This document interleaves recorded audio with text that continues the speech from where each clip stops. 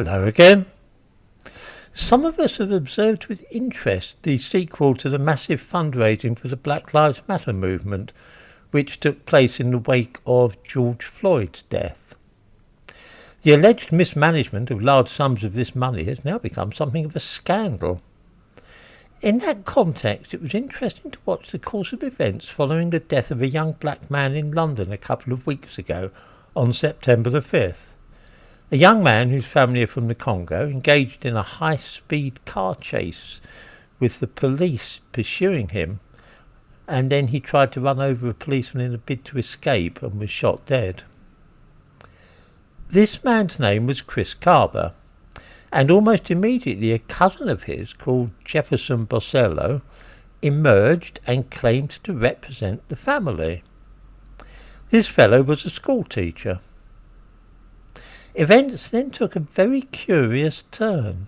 4 days after the death of Chris Kaba, a fundraising appeal was launched by Jefferson Bosello in the dead man's name, with the aim of collecting £5,000 to organise a campaign to draw attention to the supposed injustice of his death. The thumbnail to this video shows this initial appeal for £5,000. Within a few days, 4 times as much as this had flowed into the appeal, whereupon 2 rather strange things happened. The first was that a nought was added to the amount being raised, so that it shot up from £5,000 to £50,000. I give a link to this appeal in the description to this video.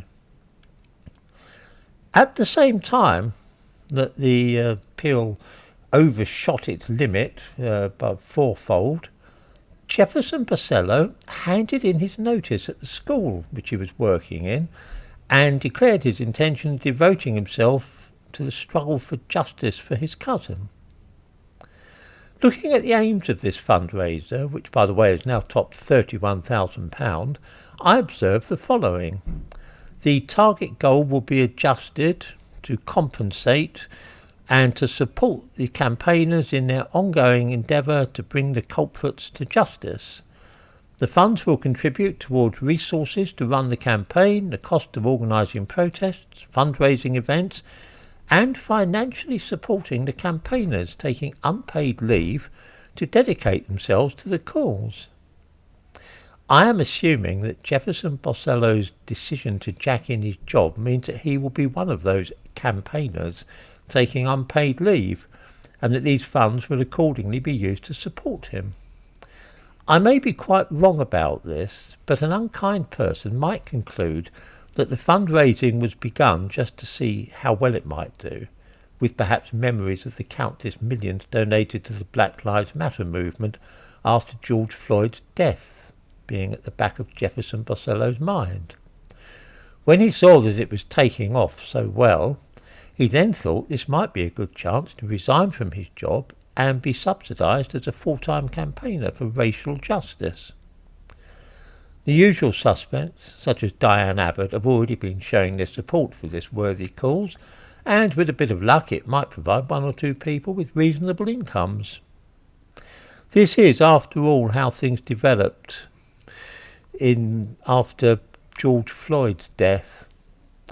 Only the most cynical of us would dare to predict that 6 months or a year down the line, the whole affair will explode with allegations of improper accounting and so on.